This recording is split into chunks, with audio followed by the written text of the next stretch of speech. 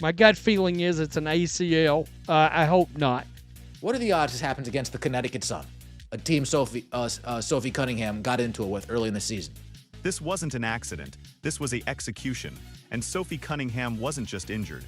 She was eliminated. What happened on that Connecticut court wasn't basketball. It was a hit job wrapped in a pass play.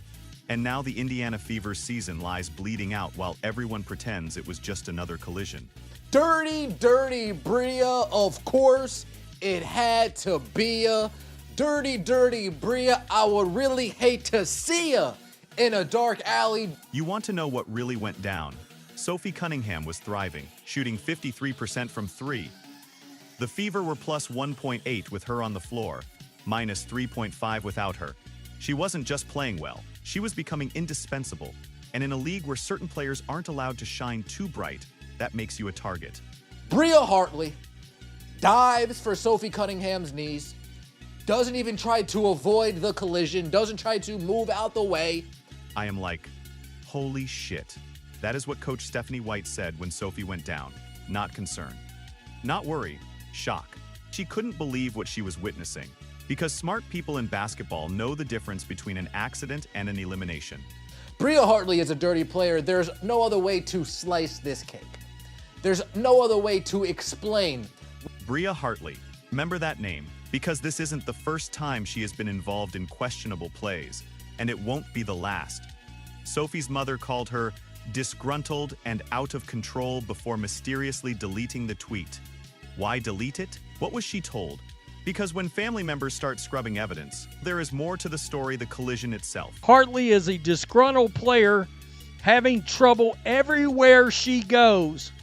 She's playing mean and plays out of control. Hartley drives, makes a pass, loses her balance, and conveniently crashes directly into Cunningham's right knee. Not her hip, not her thigh, the knee. The one joint that ends seasons and careers with surgical precision. She sees white knees from the shorts down. She says, yup, I'm going to take a tumble in that direction. But let's talk about the mechanics of this so-called accident. Hartley's getting contact from her right side.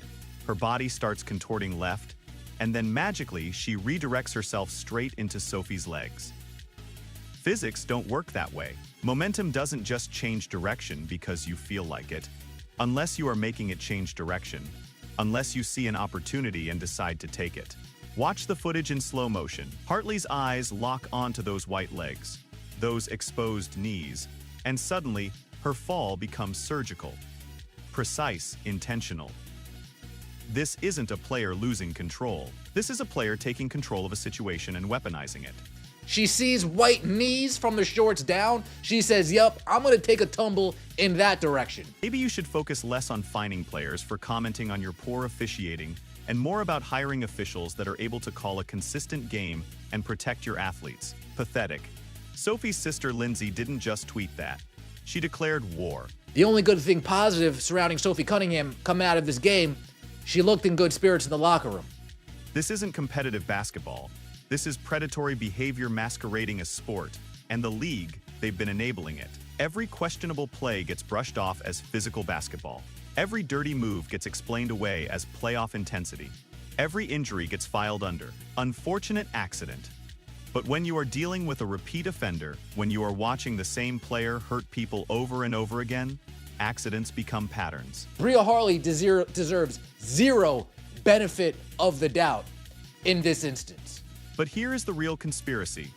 Sophie Cunningham has been fined twice this season for calling out WNBA officiating. $500 the first time, $1,500 the second. The league has been systematically silencing her for months. And now she is silenced permanently. What are the odds this happens against the Connecticut Sun, a team Sophie Cunningham got into it with early in the season? The timing is perfect. Too perfect. Sophie had been building momentum, gaining influence, rallying other players to speak out about officiating incompetence. She was becoming the voice that other veterans were starting to follow, the leader of a quiet rebellion that was getting louder every game. And what is the best way to end a rebellion? Cut off the head. If you are on the other team, and you are going to be fouling the shit out of me. Cool, but let me do it to you. Those were Sophie's exact words on her podcast. Prophetic, considering what happened next. My gut feeling is it's an ACL. I hope not. The league was mapping out who the troublemakers were, who the voices of dissent were, who needed to be handled. Sophie Cunningham was at the top of that list, not because she was wrong about the officiating, because she was right. And being right about corruption makes you dangerous. The WNBA doesn't like players who speak truth to power. They don't like guards who expose referee incompetence. And they definitely don't like veterans who rally other players to speak out. Sophie Cunningham was becoming a voice of dissent in a league that demands silence. So what is the easiest way to silence that voice? Take out the messenger. My gut feeling is it's an ACL. I hope not. Dr. Brian Sutterer analyzed the footage and his assessment was chilling. This can cause something like an ACL tear. We can see a forced valgus load, where a player falls into the outside of their knee, pushes it inward. The mechanism was perfect. Too perfect. Like someone who knew exactly what they were doing. The medical expertise required to target a specific injury. That is not amateur hour. That is professional-grade violence. The kind that comes from knowing exactly how to take someone out without it looking intentional. If Sophie's out, this team loses a lot of depth right there. The MRI was scheduled for Monday. Monday morning comes, and suddenly the reports get weird. No severe injury, but things still don't look good for her. What kind of medical doublespeak is that? Either the knee is damaged or it isn't. Either she can play or she can't. The vagueness isn't accidental. It is strategic, because here is what they're really saying. The damage is done, but they can't prove how it was done. The injury is real, but the cause is murky. Sophie's season is over, but officially it is just bad luck. The perfect crime wrapped in medical terminology and corporate spin. I think if it was anyone other than BRIA Hartley or Marina Mabrey on that Sun team, everyone would have just said, no, it's not intentional, it was completely accidental. Because here is what they don't want you to know. Sophie Cunningham was the backbone of this Fever defense, the glue holding together a roster already decimated by mysterious injuries to Caitlin Clark, Sydney Colson, and Ari McDonald. With Cunningham healthy, Indiana was a legitimate playoff threat. Without her, they're dead in the water. The advanced metrics don't lie. Since the All-Star break, the Fever were a completely different team with Sophie on the floor. Better defense, better ball movement, better chemistry. She wasn't just putting up numbers. She was transforming the entire culture of a franchise that had been wandering in the wilderness for years. My God, it took overtime for the Indiana Fever to beat the worst team in the league. The last thing the Fever need at this point is a long-term absence for Cunningham. That is not analysis. That is a death sentence, because the league knows exactly what losing Sophie means for Indiana's championship hopes. It means the end of their playoff run, the end of their momentum, the end of their rebellion. The conspiracy goes deeper than just one player getting hurt.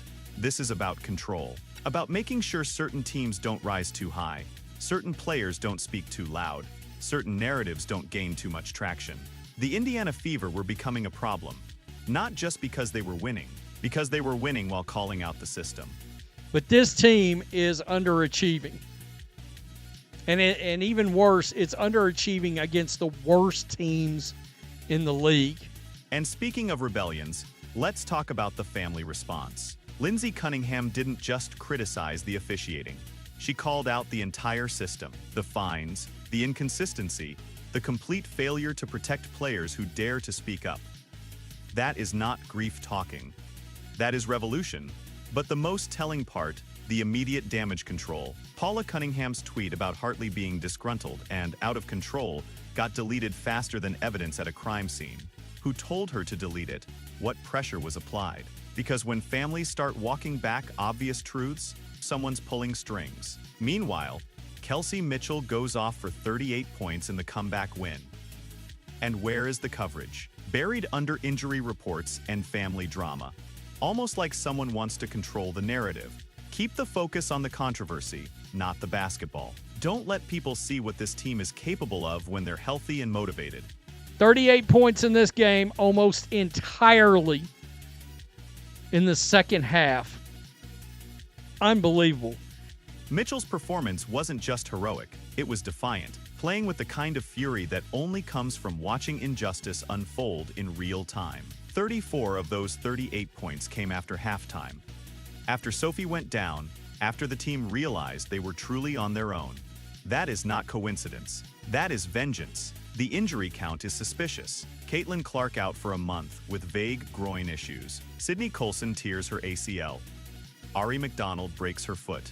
And now Sophie tears up her knee. 4 impact players, all sidelined, all with different injury types, all at the most crucial point of the season. What are the odds?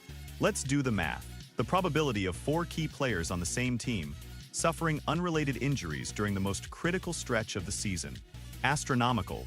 We're talking lottery ticket odds, lightning strike odds, the kind of odds that make statisticians reach for their calculators and conspiracy theorists reach for their notebooks. Reckless play is allowed in this league, and you are seeing a player go down every week from a reckless play. This league has a player safety problem, but it is not what you think.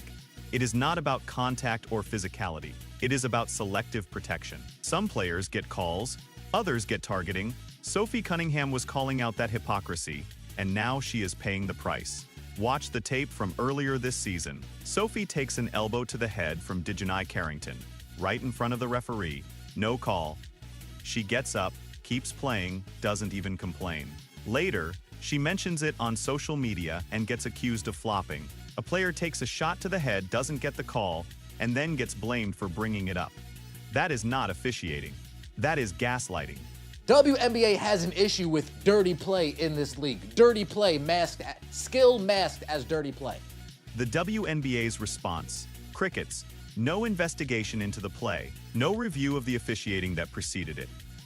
Just the standard corporate boilerplate about injury updates and medical evaluations. Radio silence from the same league office that was quick to fine Sophie for speaking her mind. But here's what really exposes the hypocrisy.